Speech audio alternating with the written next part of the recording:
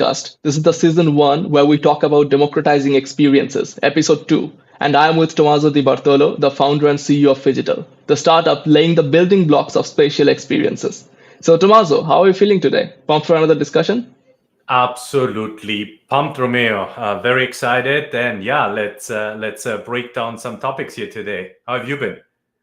Absolutely. Yeah, I'm doing great. And as you said, excited to discuss what we are going to discuss today. So, let me just start by addressing the elephant in the room. When you say democratizing experiences, what do you mean? Excellent question. Yeah, maybe let's go first. Vocabulary, right? What does it mean? Democratizing experience. Democratizing means you make available something to everyone, right? And in technology, obviously, this verb, this transformative verb, this very impactful verb has been used, right? Especially when you had a new industry coming up, right? So what was, a couple of examples that I like here to share is, for instance, um, when we went from writing books into printing books, right? The printing press, right? What was done? We democratized knowledge, right? So that's one way, of thinking of it. Now, then another great example is when we were democratizing, the access to actual power, right? And we went, from fire lamps to maybe, the distributed networks of utility and energy, right? But we democratized really this power access, or cars, right? When we went from horses to motorized vehicles, right? We democratized mobility. So all this to say, Romeo, that we like to think of ourselves as democratizing, so making something available, right? Experiences. So and it's transformative, right? Because if you think now of what we are democratizing, so experiences, and you look into, well, what are experiences actually today, right? And we stick to the actual vocabulary. So experiences are really opportunities that stimulate, right, our emotions, right? And they create primarily memories. We go to a concert, we visit a city, and we do city hopping, right, with peers. We do a cooking class together, and you know how much I love cooking, right? Or so things that basically ultimately connect always some form of physical with our emotional world. So it's something that happens in the physical with our emotional world, right? And that fosters actually connection, socialization, right? And so let's zoom out, and to respond to that, we do democratize that. Let's say, well, Thomas, about why do we democratize the actual act of experience? Well, because still today experiences, right? If you take a look at global statistics, right, they are made available only to, let's face it, people who can afford the city tours, the dining experiences, right? The flying with the balloons in the air, right? Or the Zeppelin. So things that are remarkable, you need really to pay a lot of money for that. And that's the reason why there is an entire industry around that, right? The concert industry, right? That, makes a lot of money, right? And the travel industries and so on. And that's great. And that's awesome, right? Yeah. Now, I think that we are moving now towards a new, truly time where technology is for the first time allowing each and every one of us to create experiences. So what is again experiences? This mix between creating memory with the physical world and the emotional world, and we do it through digitalization, right? And that's what I mean with democratizing experience. Excellent question. Yeah, exactly. So basically, democratizing means something that was available to only a select few, and you essentially create technology and disrupt the entire industry, and it's suddenly available to everyone, right? Exactly what happened with books and everything that happened with electricities. And one more thing that I was talking to you the other day, you mentioned that these experiences are obviously available to the ones who have the means, and that that doesn't only mean like money, or basically the affordability. It also means to adults, and not necessarily to the children, right? To teenagers, to the people who actually need access to more creative outdoors, right? And so you have thoughts on that. So if you would like to talk about that a bit. Yeah, I think that right now the still experiences are things that are really remarkable, right? Wow, we had such a blast, and we did the ABC, right? And this is mostly always associated with you spent time and money to do Hmm. something, right? Now, if you take a look. How this has evolved, right, is because in order to create these experiences, there was a huge physical effort. And I'm not saying we are replacing it, by the way. I think we are adding a Yeah. new layer, a new dimension to it of how we are reflecting on how we are experiencing, connecting the emotional, between us and between physical digital world, right? So those experiences are primarily made available to folks who could afford it, but then the younger generation, young adults, right, who are all about the thrill and having fun, right, and well, they cannot afford it, right? Because well, it's very limited their access to financials, and therefore, how much money they spend, right? So then And not the just question financials, is, it's also basically access to the outdoors, which they don't necessarily have the means to basically go out except for other than financials as well, right? absolutely right. That's a chain reaction, right, Romeo? It's a chain reaction Hmm. of, I don't have access to financial debt, provide me, the current way of interpreting experiences, right? Therefore, what do I prefer, right? I prefer basically, slash I'm limited to doing purely what we have been doing the last 25 years, right? Which is, I dive into the video world, right? And I dive into social media, right? And that's the reason why we mark the behavior, which is doom scrolling on social media, right? That you say, hey, what?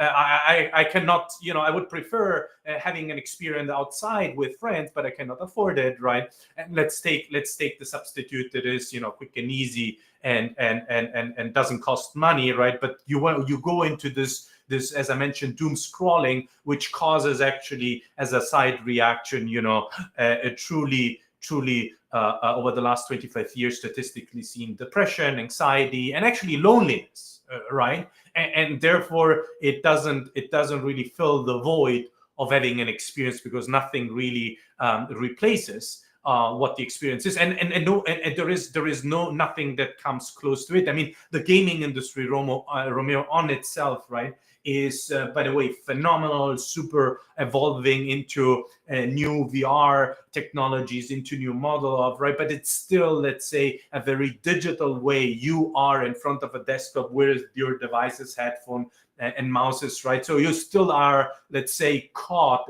I didn't say trapped, caught, right, into this world Hmm. of, okay, I'm at home to do something, right? But it's not the emotional reward of you doing things with peers in a mix between physical digital, right? Right. And so the answer from your side, the way out of this is spatial experiences. So what does it look like, spatial experiences? What's your vision? um, so if you take again the definition of experiences that I previously mentioned before, right, which is the physical and connecting the physical and the emotional world, right? Think of, by the way, think of very freely now, right, with an open mind, right? That this physical world that we are experiencing right now, in order to create those experiences, right? They basically built a physical on top of physical to create this moment, right? What if, right, you have no truly physical limitations in what you create on it? What if actually the only limitation is your fantasy? What if at the right time, at the right place, you find something that is bespoke to you, rather than you going to the fun American, what's called where you have your kids playing around, right? I forgot the brand name. Anyhow, coming in a second. And so basically, what if the digital world adds value on top of the physical world? I know it's a new concept, right? But bear with me a second. And Right. that digital value is bespoke to you, meaning it understands you, it knows you. So it's not cookie cutter for everyone, Because ultimately, if you do a balloon drive, as cool as the experience Yeah. is, right, it's, the next one gets the same, right? Maybe you Mhm. change the balloon colors and that's it. But what if it understands the moment that you are in? What if it understands the contextuality onto which the experience is built upon? So it understands you, it understands the location, and therefore you have, at the right time, at the right place, the right experience. So when from a behavioral perspective, you are capable of encountering at the right time, at the right place, the right thing, that all of a sudden marks you, because you say, wow, right? I give you an extreme example, Mhm. right? You are in the desert, right, and you have a glass. You find a bottle of water. That marks you, right? Because it's a necessity, right? So and so if you have, at the right time, at the right place, the right physical digital experience that understands you, that moment in which you are in, the feeling, the sentiments, right, and that understands also the environment, right, it creates an experience that is intelligent. And because it considers physical digital, it's spatial. To me, spatial is really this extension of our real life, right? So Right. in the near Okay. Yeah. future, Mhm. Ramir, we will be doing this. We will be taking off our glasses and say, I cannot believe that we have always lived in such a analog, cookie cutter world built for everyone, that has no soul, that has no spirit, that has no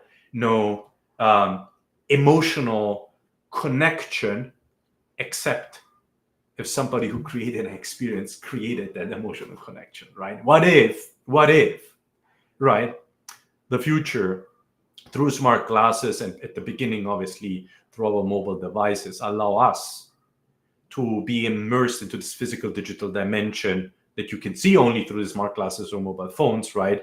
That Mhm. are tied to what you do, so that you can socialize and foster new connection, and ultimately have an enhanced way of living your daily life, right?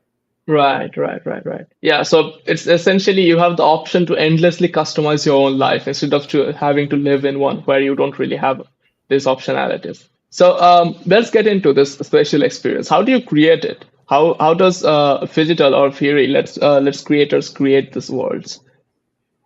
Unlike other technologies, and by the way, with all due respect, right, that spend a lot of thoughts in creating pre-built worlds, right? So worlds that are Hmm. primarily driven by the ideas of designers, and the idea, and then obviously supported by developers, right? For us, it is tremendously important to create contextuality. So what we have learned over the last year and a half, right, that contextuality of creating environments and things that are related to what matters to you is tremendously important. Now, let me give you one example. We piggyback one of the most um, completed and activities that the next generation are doing, age 15 to 23, which is taking a picture.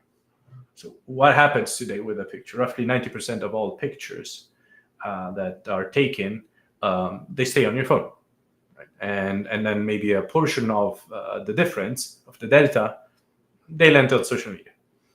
But why? Like, for what? For the reward of getting a like, a comment, right?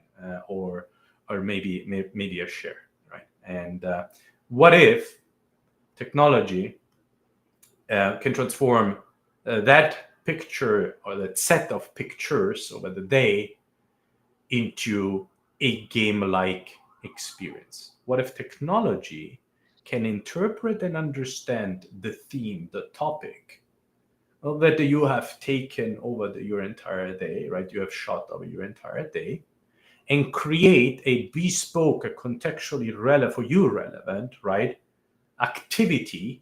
For instance, oh, it's about sports, it's about food, it's about fashion, right? And so you Yeah. create basically almost a vivid, an animated activity that is geolocated, right? So that is tied to the geolocation in which you are in, right? Where you can explore physical digital environments, and the context of the exploration of the physical environment is then back tied to the theme of those pictures. Oh, you did something about sports. Okay, great. Why don't you look for specific assets that are placed in the physical world? So people like to compare us a bit like Niantic's Pokemon Go, right? And the Yeah, yeah. exploration of it, right? So the thing of Right, going, yeah. right, with Minecraft, right? And Minecraft, the element of you co-creating, right? So that's how people like, and that's when you get into this bespoke spatial experience, right? So you create contextual, geolocated experiences in which you can meet like-minded peers. And the definition of like-minded, Romeo, is that you meet people that have within the most recent period of time a very similar set of pictures taking ultimately, right? Yeah. Right. That sounds super interesting. And as per our previous conversation, essentially you are right now targeting students who are mostly in the art world, who are mostly in the behavioral economics and the computer science world, right? Um, so the art students are going to be the first ones who are creating these experiences, and slowly but surely this gets out to more people. Correct. Yes, we have been, obviously, when you create something new, you start understanding who resonates the earliest to the value proposition, right? What's the value proposition again? It's to socialize through the act of co-creation, right? Because we say co-creation, folks that have a vein for a creative way ultimately, right? It doesn't need to be just art students, but yes, we target students. And the reason why we actually target students is because we are geofencing campuses in the United States. And why, Tommaso? Very simple, because we make out of those campuses, we transform into playgrounds, if you so want, right? But not just one big one for everyone, because otherwise it would be not bespoke, right? But each and every student is truly the designer, if you so want, of their own experience, right, on an ongoing basis, right? And the environment in which it takes place is physically campus, right? But then digitally, it's within the application that the company Phygital Us that we create. It's called Viri, right? That's the application layer, right? Which is a mobile application that you can download. You take pictures. We convert those pictures into game-like experiences. You meet like-minded folks, and then as a result of that, Romeo, you have the result of each activity. It creates an output. It's not just, hey, you completed something, but it creates something. And the Yeah. reason why it creates something, because it gives you a feeling of accomplishment, a feeling of, wow, I got together with 2-3 people I didn't know, right? And now Hmm. I have a result of the time that I spent together, right? We call this a digital graffiti. And the reason why we call it a digital graffiti is because it lives on top of the real world on campus, so that others can discover and interact with it. Almost like, imagine that everyone creates artifacts, if you so want, right? That's how we started out. Yeah. Gotcha. No, that's super interesting. Thank you, Tommaso. That's all the time we have today. And for the students who are interested in joining Fury, please join or in the link in the description. There will be a form. Please fill it out, and the digital team will be in touch with you if your application sounds interesting. And yeah, thanks for joining us. We'll be back with another podcast episode within this week. Have a great day. Bye bye. Outstanding. Romeo, thank you so much. I'll see you in the real world. Bye. Bye bye.